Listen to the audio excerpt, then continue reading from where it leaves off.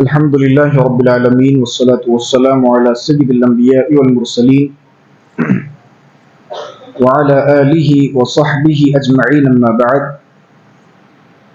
أعوذ بالله من الشيطان الرجيم بسم الله الرحمن الرحيم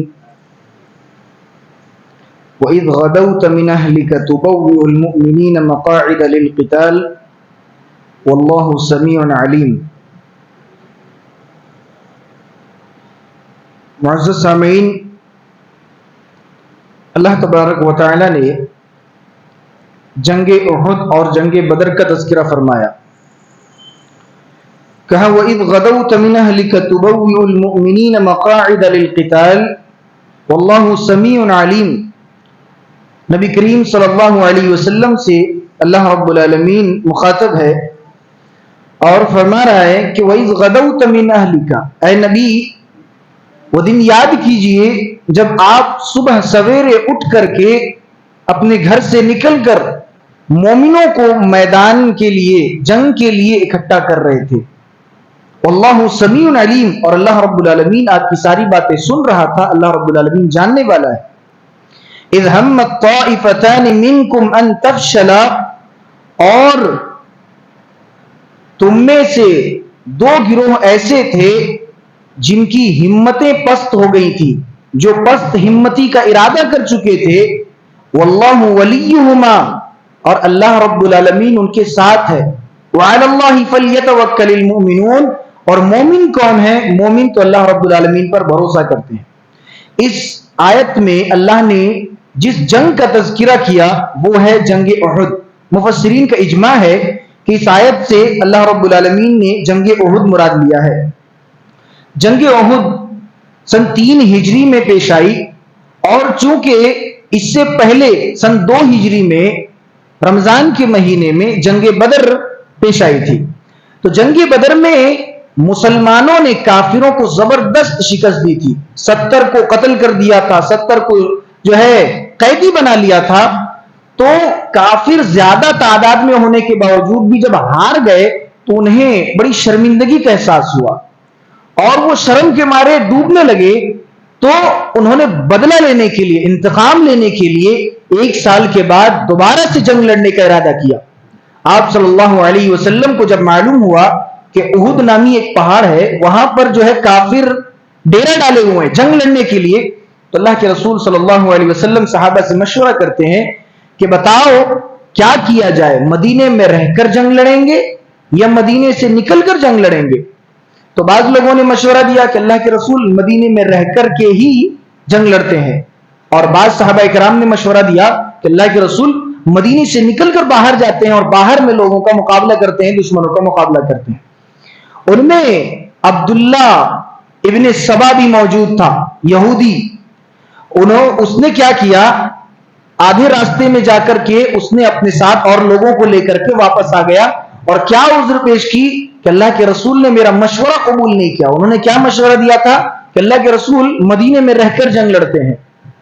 تو اللہ کے رسول صلی اللہ علیہ وسلم نے مدینے میں رہ کر جنگ نہیں لڑی، بلکہ مدینے سے نکل کر کافروں کا مقابلہ کیا. تو اللہ تبارک و تعالیٰ نے اسی چیز کا تذکرہ کیا، اور اس کے بعد فوراً جنگ بدر کا بھی تذکرہ کیا. وَلَقَدْ نَصَرَكُمُ اللَّهُ بِبَدْرٍ وَأَنْتُمْ أَذِلَّةٌ، اور البتہ تحقیق کے اللہ رب العالمین نے بدر میں تمہاری مدد کی. وَأَنْتُمْ أَذِلَّةٌ، کیسی حالت میں مدد کی ہے نبی؟ یاد کیجئے آپ کی کنڈیشن کیا تھی، آپ کی حالت کیا تھی، آپ یاد کیجئے ذرا. آپ کی جماعت 313 پر مشتمل اور کافر 1000 پر مشتمل. آپ وَأَنْتُمْ أَذِلَّةٌ فرمایا کہ آپ پستی مر تھے، آپ کمزور تھے، اور ایسی حالت میں ہم نے کیا، وَلَقَدْ نَصَرَكُمُ اللَّهُ بِبَدْرٍ وَأَنْتُمْ أَذِلَّةٌ، آپ کمزور تھے اور ہم نے آپ کی مدد کی. فَاتَّقُوا اللَّهَ لَعَلَّكُمْ تَشْكُرُونَ، اللہ سے ڈریے تاکہ آپ لوگ شکر گزار ہو جائیں. تو اللہ نے جنگوں کا تذکرہ کیا. جنگ کا تذکرہ کرنے کے بعد اس سے کیا ہمیں اور آپ کو سبق دینا چاہا؟ آپ دیکھیے جگہ جگہ پر اللہ کہہ رہا ہے کہ واللہ سمیع علیم فلیتوکل المؤمنون، اور کہیں کہہ رہا ہے لعلکم تشکرون.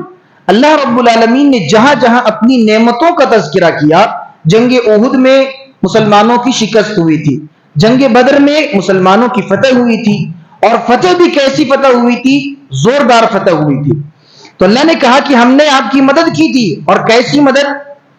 فرمایا اذ تقول للمؤمنین الن یکفیکم ان یمدکم ربکم بثلاثۃ آلاف من الملائکۃ منزلین. اللہ تبارک و تعالی نے آسمان سے فرشتوں کو نازل کیا. اور کتنے فرشتوں کو؟ 3000 فرشتوں کو نازل کیا. اور کافروں کے مقابلے میں مسلمانوں کے ساتھ انہیں لڑوایا. کافروں کے مقابلے میں کافروں کی گردنیں جو ہے مسلمان بھی مار رہے تھے, اور ساتھ ہی ساتھ اللہ رب العالمین نے آسمان سے جو فرشتے بھیجے تھے وہ فرشتے بھی مسلمانوں کی جانب سے لڑ رہے تھے. اور اللہ تبارک و تعالیٰ نے وعدہ کیا تھا کہ اگر یہ 3000 کافی نہیں ہے, ہم 5000 اتارنے کے لیے تیار ہیں. مسلمانوں کو اللہ رب العالمین مومنوں کو کیسا دلاسا دے رہا ہے کہ اے مومنوں تم ڈرو نہیں, یہ 3000 فرشتے ابھی ہم نے نازل کیے ہیں. اگر 3000 بھی کام نہ آئے, کم پڑ گئے, ٹینشن نہیں لو, ہم 5000 نازل کر دیں گے, فرشتے 5000 ہم اتار دیں گے.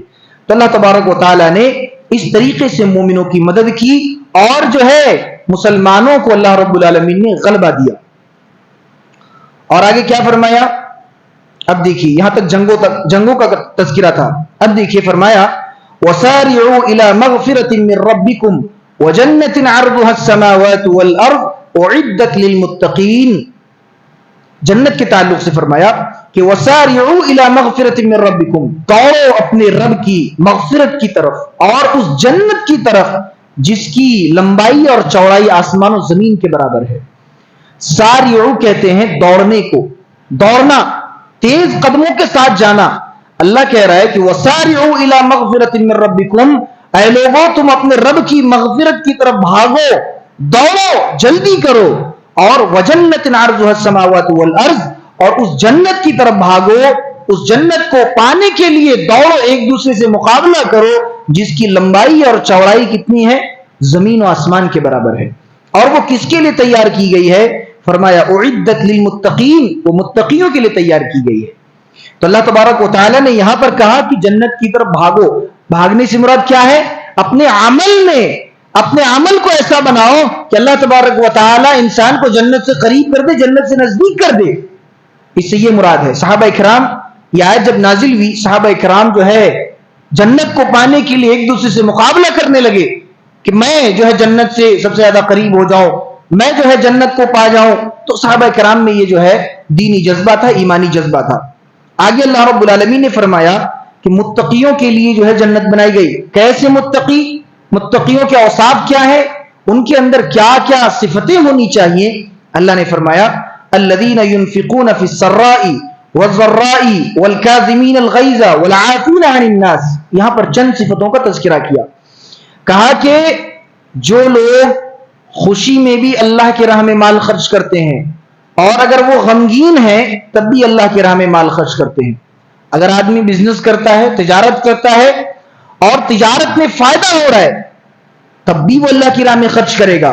تجارت میں اگر نقصان ہو رہا ہے نا, اللہ کہہ رہا ہے وہ آدمی تب بھی اللہ کی راہ میں خرچ کرے گا. یہ اصل میں متقیوں کی پہچان ہے. ایسا نہیں کہ آدمی خوش ہے, مال و دولت زیادہ آ گئی تو اللہ کی راہ میں دے رہا ہے. جہاں جو ہے بزنس ٹھپ پڑنے لگا, بزنس میں جو ہے تجارت نہیں ہونے لگی, تو آدمی اپنا جیب پکڑ لے, اللہ کی راہ میں ایک سکہ نہ نکالے. تو یہ متقیوں کی صفت نہیں ہے. متقیوں کی صفت یہ ہے کہ وہ دونوں حالتوں میں, بلکہ ہر حال میں اللہ رب العالمین کے راہ میں خرچ کرتے ہیں. والکاظمین الغیظ, دوسری صفت کیا بیان فرمائی؟ متقی وہ ہیں جو غصے کو پی جاتے ہیں. مثال کے طور پر آپ کو کسی نے غصہ دلایا اور آپ نے کیا کیا؟ کنٹرول کر لیا, غصے کو کنٹرول کر لیا. آپ نے سامنے والے کو ڈانٹا نہیں, مارا نہیں, پھٹکارا نہیں, اسے طرح طرح کی باتیں نہیں سنائی, گالیاں نہیں دی, بلکہ آپ نے غصے کو کنٹرول کر لیا, غصے کو پی لیا. یہ ایک متقی کی صفت ہے. والعافین عن الناس, اور لوگوں سے درگزر کر دے. واللہ یحب المحسنین, اور ایسا کرنے والوں کو اللہ تبارک و تعالیٰ پسند کرتا ہے. اللہ تبارک و تعالیٰ محبت کرتا ہے ان لوگوں سے. تو یہ بیان فرمایا. اس کے بعد اور دیکھیے ایک بڑی مشہور آیت, کیا؟ وَلَا تَهِنُوا وَلَا تَحْزَنُوا وَأَنْتُمُ الْأَعْلَوْنَ إِن كُنتُم مُؤْمِنِينَ. جنگوں کے تعلق سے بات چل رہی تھی. جنگ احد میں بتایا گیا کہ جنگ احد میں مومن ہار گئے تھے, مسلمان ہار گئے تھے. جیتی ہوئی جو ہے جنگ مسلمانوں نے ہار گئے. وہ جنگ اصل میں مسلمان جیت چکے تھے. اللہ کے رسول صلی اللہ علیہ وسلم نے صحابہ کرام کو حکم دیا کہ وہ جو پہاڑ ہے اس پر جا کر لوگ تعینات ہو جائیں, اور کچھ بھی ہو جائے, ہم ہارے یا جیتے, وہاں سے اترنا نہیں ہے. تیر اندازوں کو, بہترین تیر اندازوں کو اللہ کے رسول صلی اللہ علیہ وسلم نے اس پہاڑ پر رکھ دیا اور کہا کہ کچھ بھی ہو جائے وہاں سے اترنا نہیں, ورنہ ہماری شکست ہو جائے گی.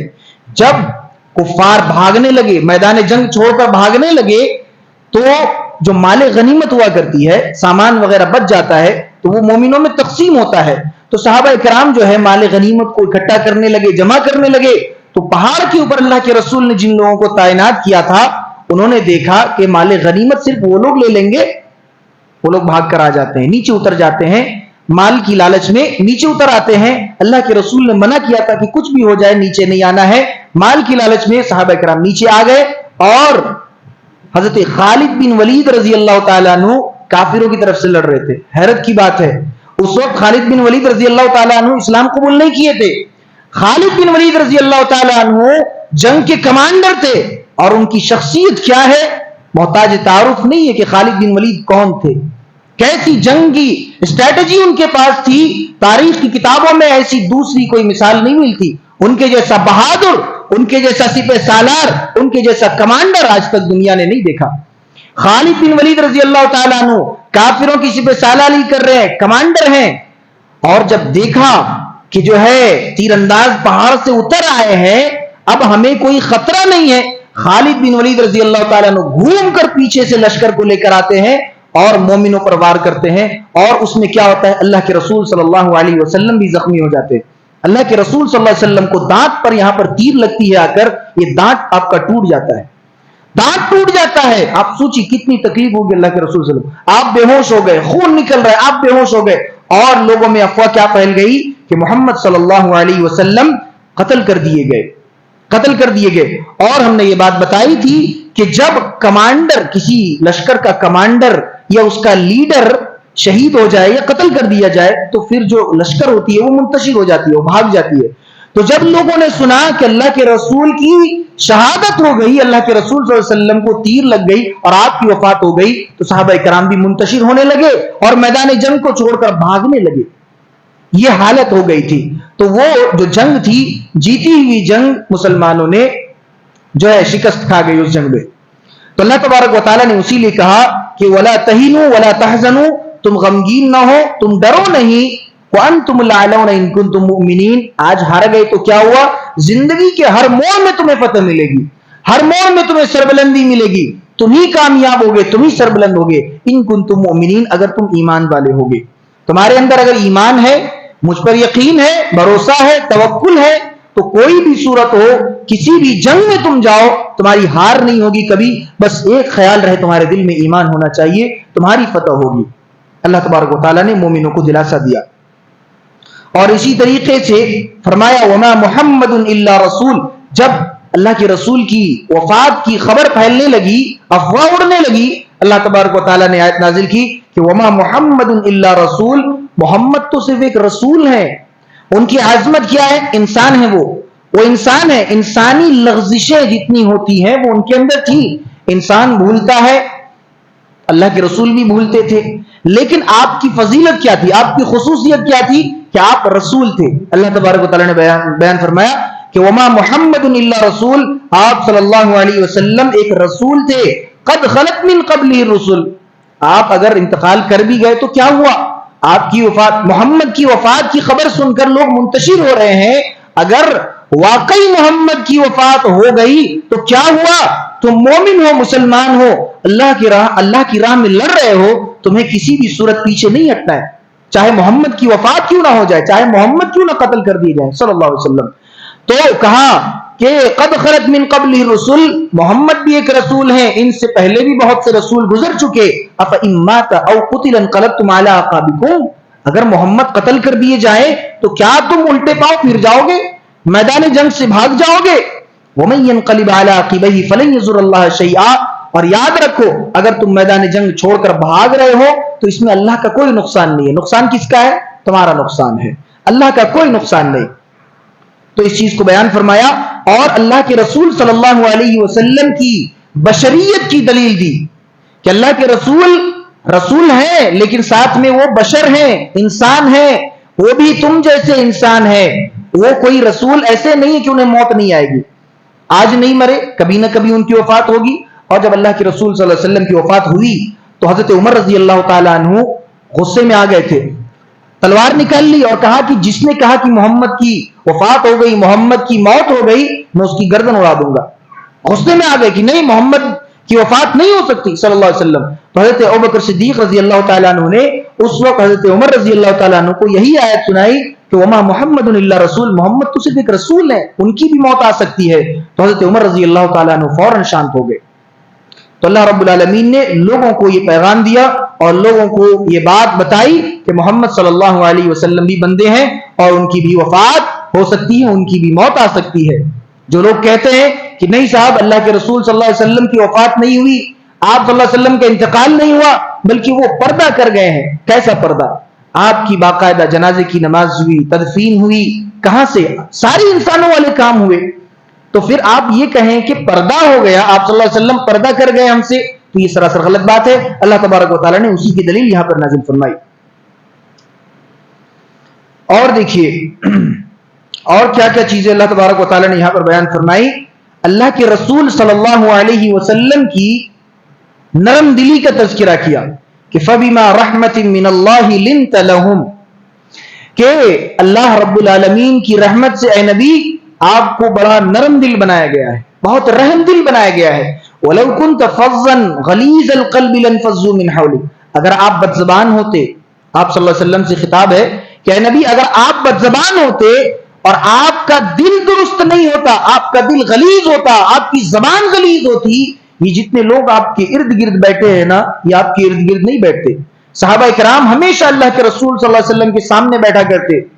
لوگ دور دور سے اللہ کے رسول سے ملنے کے لیے آتے، ان سے نصیحتیں لیتے، ان سے قرآن کی تعلیم لیتے، احادیث کی تعلیم لیتے. اللہ تبارک و تعالیٰ نے کہا کہ اے نبی آپ کا جو یہ رویہ ہے، یہ رویہ اگر آپ کا الٹا ہوتا، آپ نرم دل ہیں لیکن بائی چانس اگر آپ غصے والے ہوتے، آپ سخت دل کے ہوتے، آپ بدزبان ہوتے، تو یہ جتنے لوگ آپ کے سامنے بیٹھے ہیں یہ کوئی نہ بیٹھتے.